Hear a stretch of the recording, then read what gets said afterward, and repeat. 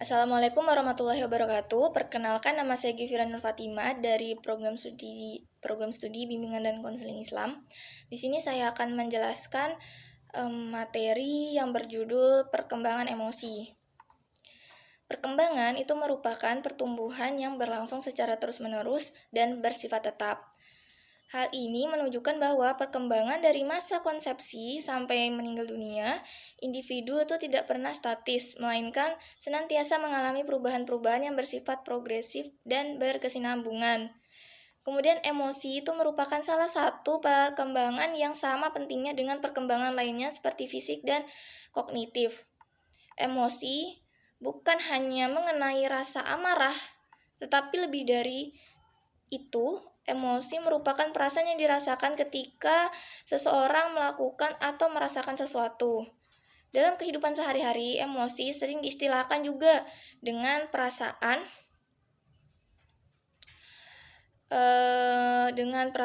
Misalnya seorang anak itu merasa senang karena mendapatkan nilai yang bagus pada mata pelajaran tertentu. Namun anak lain mengatakan bahwa ia merasa takut melihat nilai ujian yang dia terima gitu. Perasaan senang dan takut itu berkenaan dengan perasaan kendati dengan makna yang berbeda. Senang termasuk perasaan, sedangkan takut itu termasuk dalam emosi. Emosi itu bukan hanya mengenai kemarahan, tetapi juga perasaan yang umum dirasakan saat mengalami atau melakukan sesuatu. Pola emosi pada anak itu meliputi rasa takut, malu, khawatir, kemudian cemas, marah, cemburu, keingintahuan, dan gembira. Rasa takut yaitu perasaan terancam oleh suatu objek yang membahayakan. Rasa takut itu terhadap sesuatu itu berlangsung melalui berbagai tahap. Ada tahapan-tahapannya. Pertama yaitu mula-mula anak itu tidak takut karena anak belum sanggup melihat kemungkinan yang terdapat pada objek. Kemudian yang kedua, timbulnya perasaan rasa takut setelah mengenal bahaya akan hal tersebut. Kemudian rasa takut itu bias hilang kembali setelah mengetahui cara-cara menghindari bahaya tersebut. Kemudian adanya rasa malu. Malu itu merupakan bentuk ketakutan yang ditandai oleh penarikan diri dari hubungan dengan orang lain yang tidak dikenal ataupun tidak sering dijumpain. Seperti halnya rasa malu, rasa canggung adalah reaksi takut terhadap orang lain, bukan ada objek atau situasi. Rasa khawatir biasanya itu dijelaskan sebagai khayalan, ketakutan, atau gelisah tanpa alasan. Kemudian tidak seperti ketakutan yang nyata, rasa khawatir itu tidak langsung ditimbulkan oleh rangsangan dalam lingkungan, tetapi merupakan hasil dari pikiran sendiri. Rasa cemas ialah keadaan mental yang tidak enak berkenaan dengan sakit yang mengancam atau yang dibayangkan. Rasa cemas itu ditandai oleh kekhawatiran, ketidakenakan, atau merasa tidak baik, tidak enak gitu, yang tidak dapat dihindari oleh seseorang, disertai dengan perasaan tidak berdaya, kemudian karena merasa menemui jalan buntu, dan disertai pula dengan ketidakmampuan menemukan pemecahan masalah yang dicapainya. Kemudian ada faktor-faktor yang mempengaruhi perkembangan emosi. Yang pertama, keadaan anak secara individu. Perkembangan emosi anak itu secara individu dapat terpengaruh oleh keadaan ketidaksempurnaan fisik atau kekurangan pada diri anak tersebut. Jika hal ini terjadi,